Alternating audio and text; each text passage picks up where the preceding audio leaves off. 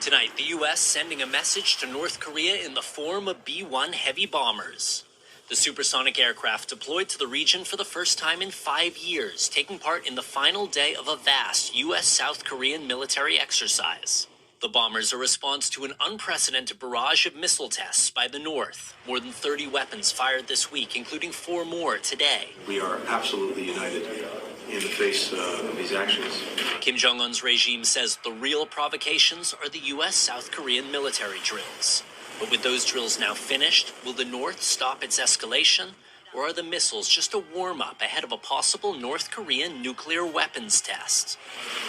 Kim halted his nuclear testing ahead of his 2018 meetings with Donald Trump. But the U.S. says he's now ready to restart them at any time. The North's most advanced missile, the Hwasong-17, capable in theory of striking with a nuclear warhead anywhere in the United States. America's defense, dozens of interceptor missiles positioned across the West Coast, including these at Fort Greely, Alaska. Tonight in Seoul, hopes that diplomacy might still find a way. Would you like to see us talking more with North Korea? Yes, talking more. I hope that the war will not happen. A hope widely shared, even as tensions soar. President Biden will be here in the region next week ahead of the G20, and there are concerns Kim Jong-un could use that trip as an opportunity for another provocation. Jose?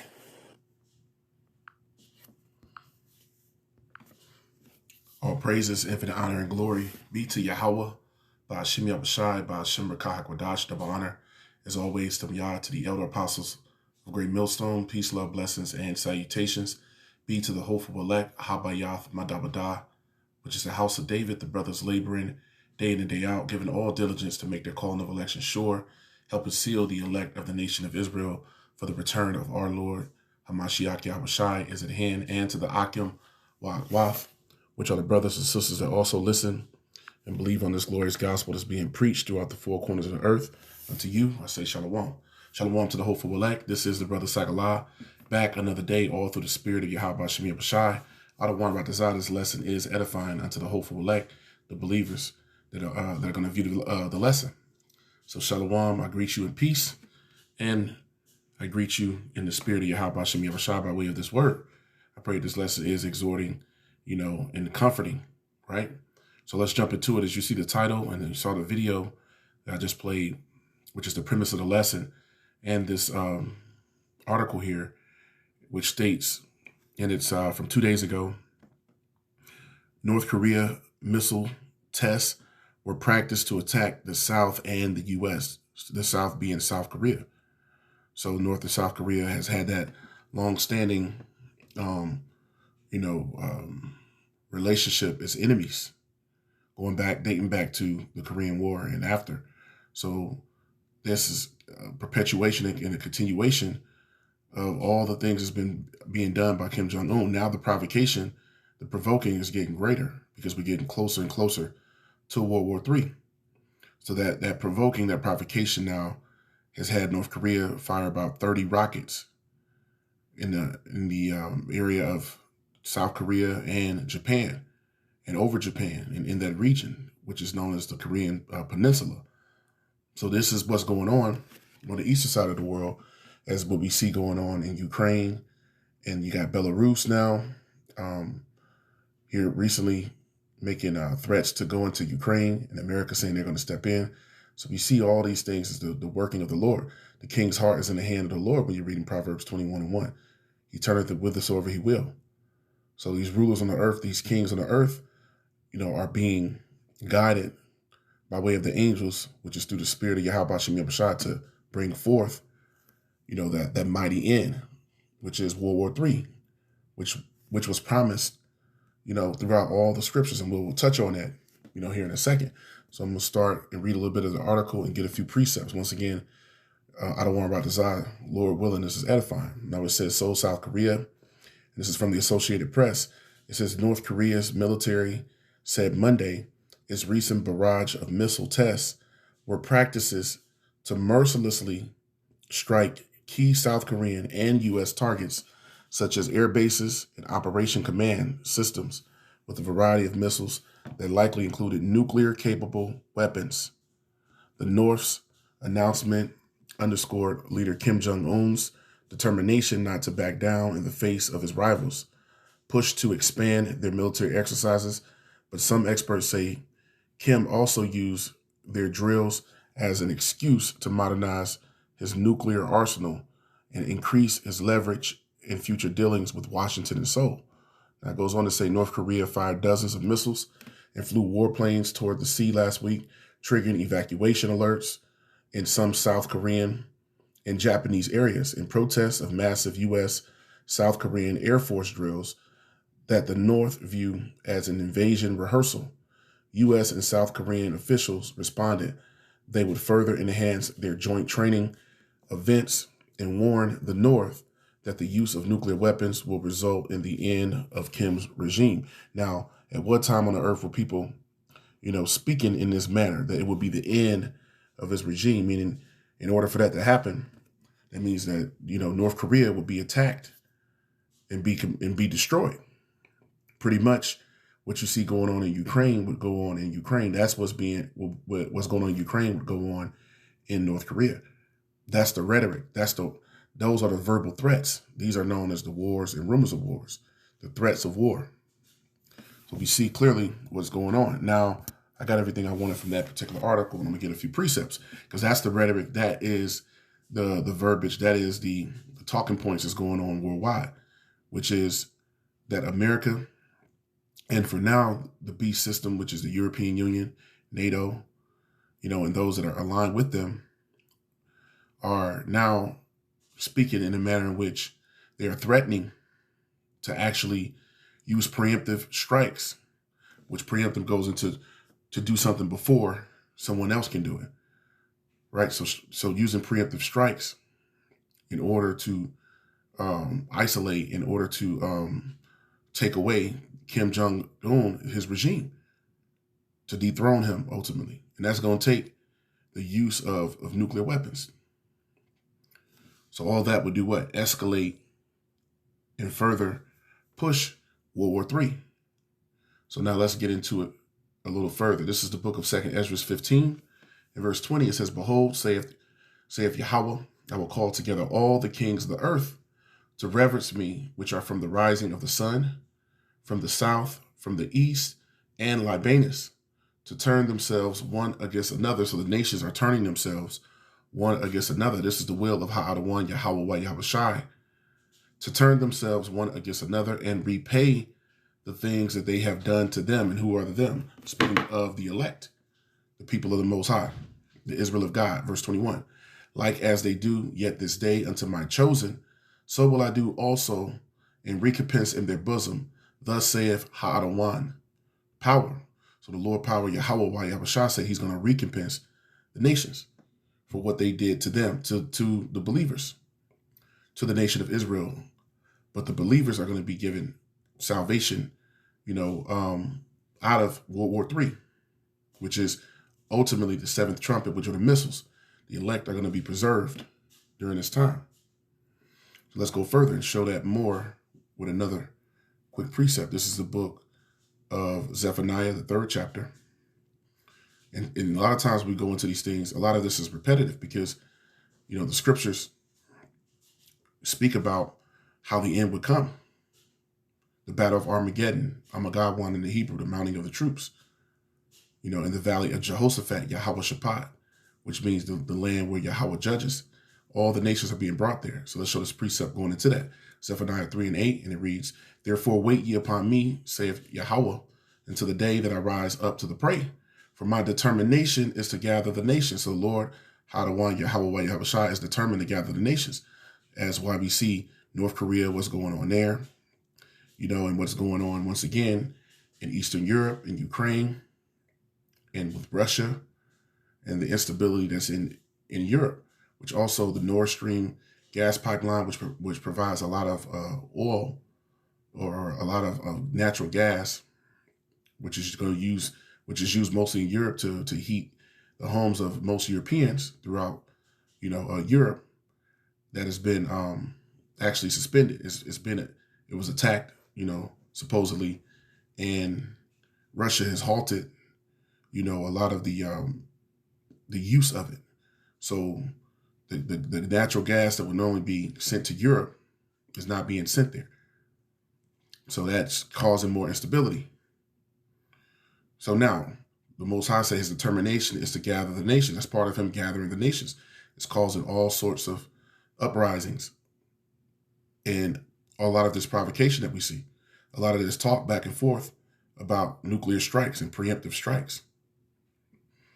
So that's the Most High gathering the nations, that I may assemble the kingdoms to pour upon them mine indignation, which is the Lord's righteous anger, even all my fierce anger, for all the earth shall be devoured with the fire of my jealousy. So throughout the earth, there's going to be war, and there's going to be, the destruction of many nations, not the entire world. The earth abideth forever, the scriptures tell us in the book of Ecclesiastes. But various parts of the earth is going to be destroyed because World War III is being brought forth, which is the will of the Most High. So let's continue on. So let me go to the book of Zephaniah real quick. Zephaniah 3, and I'll start at verse 1. And it reads, woe to her that is filthy and polluted, to the oppressing city, the oppressive city. Babylon the Great is the city that has been oppressing the whole world. So when you read Isaiah 41, for an example, it speaks about Babylon being dethroned, being brought down to the ground, and being exposed. Zephaniah 3:1, woe to her that is filthy, which is Babylon, and polluted, to the oppressive city. And Babylon is filthy and polluted because all of her philosophies are unrighteous. All of her decrees are unrighteous decrees. Everything that this land promotes is anti-Hamashiach. So the scriptures tell you and let me just get it real quick. This is going into the book of Micah. So this is the oppressive city because it's polluted and it's filthy. It's the book of Micah 2 in verse 10, and it reads, arise ye and depart, for this is not your rest, because it is polluted. It shall destroy you even with a sore destruction. So all those that are joined unto Babylon are ultimately going to be destroyed, with a sore destruction, because this land is polluted. The ways, the philosophies, the people, the ideologies is full of idolatry, and spiritual fornication, literal fornication. There's no true morals and ethics and scruples in this land. There's no morality. So this place is completely destroyed and polluted. As we read once again in Zephaniah 3:1, woe to her that is filthy, which is Babylon, and polluted, to the oppressive city. And this is the oppressive city once again because the children of Israel have been oppressed here underneath the so-called white man, which is the devil, the deceiver of the earth. So, woe, destruction is coming to the oppressive city. Let's show that further. This is the book of Revelation, the 8th chapter. Revelation 8, and I'll go right to the point in verse 13, and it reads, it says, and I beheld and heard an angel flying through the midst of heaven, saying with a loud voice, woe, woe, woe, which is destruction, destruction, destruction. World War I, World War II, and World War III. This is being prophesied to the inhabitants of the earth by reason of the other voices of the trumpet of the three angels, which are yet to sound. So now when you go from there and you go to Revelation, the 11th chapter, I'll pick back up there and then start and get another precept that said, whoa, whoa, whoa, whoa, whoa, whoa, destruction, destruction, destruction. But actually, before I go there, I believe Revelation, the 9th chapter, Revelation 9. So from there, Revelation, the 8th chapter, the 13th verse says, whoa, whoa, whoa, destruction, destruction, destruction, making reference to World War I, World War II, and World War III. So you go over to the 9th chapter. So Lakia, yep. You go to Revelation 9, and I'll start at verse 12. It says, one woe is past, and behold, there come two woes more hereafter. So one woe is past, World War I had passed, and then it says, and behold, there come two more woes after. We know World War II is already passed as well. So what's left? World War III, right? World War III is what is left. So when you go from there, now I'll go to Revelation 11 chapter. Revelation 11, and go right to the point again in verse 14. It says the second woe is past, because it just told us one woe is past and two more is coming thereafter. So Revelation 11 and 14 says the second woe is past, And behold, the third woe cometh quickly. So the third great destruction is coming quickly, which is World War III. Now let's show that prophesied throughout the scriptures. Quick precept through the Spirit. This is Isaiah 9 and verse 5. It says, for every battle of the warrior is with confused noise and garments rolled in blood, which is how men fought in the ancient world. But this is going to actually give us a prelude, if you will, to how World War III will be. But this shall be with burning and fuel of fire, which is World War III. So that was being mentioned throughout the scriptures, Old and New Testament. And as we're reading in the New Testament through the book of Revelation, throughout the Bible, in all different books, Habakkuk, Jeremiah, Isaiah, etc. So back in Revelation 11, in verse 14, it says, the second woe is past, and behold, the third woe cometh quickly. So the third destruction is upon us. And we know that by way of prophecy. Prophecy is showing that the third woe is upon us. Now, it says cometh quickly. Precept comes to mind with the word quickly, because the Lord, Yahweh, while Yahweh said, behold, I come quickly. So let's show that. This is Revelation 3 in verse 11. Revelation 3 in verse 11. Let's get that. Revelation 3 and 11, and it reads, behold, the red letter, the words of Yahweh, behold, I come quickly. And we just read right before Revelation 11, right? In verse 14, the second woe is past, and behold, the third woe cometh quickly, the third great destruction, World War III. Right? It says coming quickly. So let's show that precept again, Revelation 3 and 11. Behold, I come quickly, speaking of the coming of Yahweh, the Lord was speaking of his return here. Hold that fast which thou hast, that no man take thy crown. Meaning, hey, you hold fast to this truth so that you may receive salvation. Hadawan is telling us to hold on for dear life to this truth, to this understanding. Now, why is it important? Because he spoke about coming quickly. Revelation 22, so upon seeing these things, we know that the coming of our Lord is nigh at hand, is very near. Revelation 22 in verse 12, another precept going into that, the red letters, the words of Yahweh, and it reads, and behold, I come quickly. My reward is with me. And what's that reward? Immortality, those crowns and rulership. Behold, I come quickly, and my reward is with me to give every man according as his work shall be. So that's why we do the works of Yahweh in spirit and in truth and in sincerity. Because a reward is coming for those that hold fast, that endure to the end. Go into that word quickly, it means speedily, without delay. So World War III is not going to be a big delay where nothing's going to go on for 3 or 4 or 5 years, and then we don't know. We are in the midst of the end of the rule of the wicked. So this is all going to come down very fast. We don't have much time left here. So now, let's continue on showing that. So now let's go back to the book of Revelation, the 9th chapter, Revelation 9, and show further, this destruction and how it's coming. It's coming by way of World War III. The rule of Esau is coming to an end, and World War III is on the horizon, which shows forth that's his demise. Revelation 9, and going right to the point again, in verse 14, it says, saying to the sixth angel, which had the trumpet, it says, loose the 4 angels which are bound in the great river Euphrates, which this river runs from the country of Syria into Iraq through the southern region, and it empties out in what is known as the Persian Gulf, which is in Kuwait. So this river, is going to be a place of the area in which World War III, is going to actually truly take off. Now, we see Europe right now is the staging ground. But as we read through the scriptures, the river Euphrates, and also getting into the valley of Jehoshaphat, Yahweh Shaphat, the land where Yahweh's judging, is where the World War III is going to truly go to the next heights. But these wars that are starting, the scriptures tell you throughout 2 Ezra 15 and 16th chapter that there's going to be, wars. But these wars are being fought in different places. Once again, Europe being a staging ground, but it's going to move to the so-called Middle East. So it's speaking about the angels that's in the river Euphrates area, right?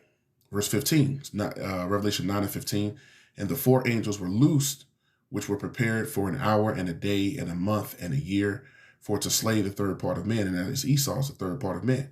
You got the sons of God, the sons of men, and the sons of the wicked. Esau is the sons of the wicked. So this is all set up to destroy Esau and to destroy his rule, his hegemony, and his preeminence over the planet, right? His reign of terror and tyranny and wickedness. That's all coming to an end. Now, let's continue on and show that. I quoted it. Let me just get it. It's the book of Joel, the 3rd chapter. Joel 3 and I'll start at verse 1. It says, "For behold, in those days, and we are in those days, which are the last days, and in that time, that I shall bring again the captivity of Judah and Jerusalem." Sometimes when you see things written in the scriptures, I was showing that to a brother that came out to the camp the other day. You see through the precepts, because it's easy to get caught up on one letter, or on one word or certain verbiage. The scriptures were written and translated. So when you go into like the Old English and then the modernized versions of English now, you'll see certain words that'll make you, not understand a thing, through the precepts, right? So let's show that again. "For behold, in those days and in that time," it says, when I shall bring again the captivity of Judah and Jerusalem." I mean, we're not going back into captivity, right? It means to take away. So when the Lord Hadawan take away the captivity of Judah and Jerusalem, the northern and southern kingdom, the elect. Verse 2, "I will also gather all nations, and I will bring them down into the valley of Jehoshaphat," which in the Hebrew is Yahweh Shaphat. Yahweh, and then Shaphat means Yahweh judges. So this is that land. So giving us that area, that region. We got the Euphrates River, and here Jehoshaphat.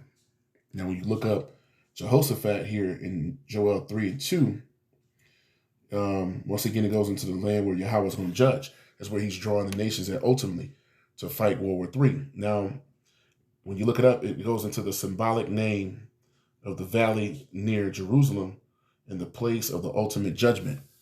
So we know in that River Euphrates area, which is in the country of Iraq, and then you have Jerusalem, which is in Israel, near the Sinai Peninsula. All of that is known as the Middle East.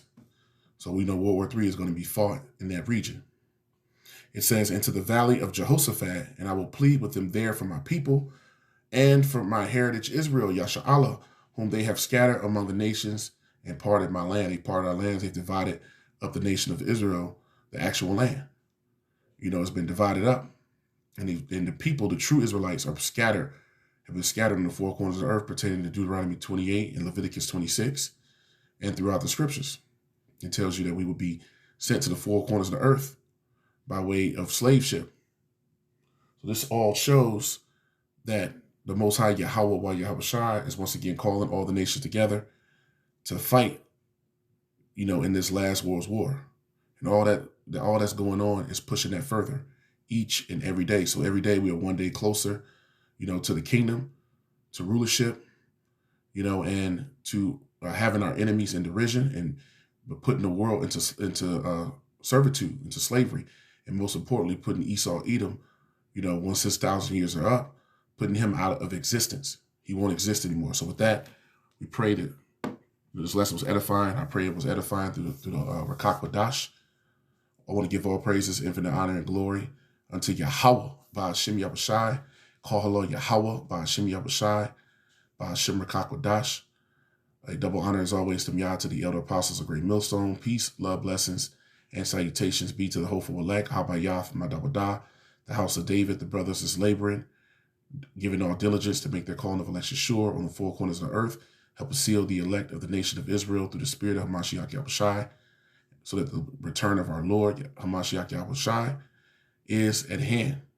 And to the Akim Wagwath, brothers and sisters who also listen and believe on this glorious gospel that we preach on the four corners of the earth, unto you, I say shalom, shalom to the hopeful elect.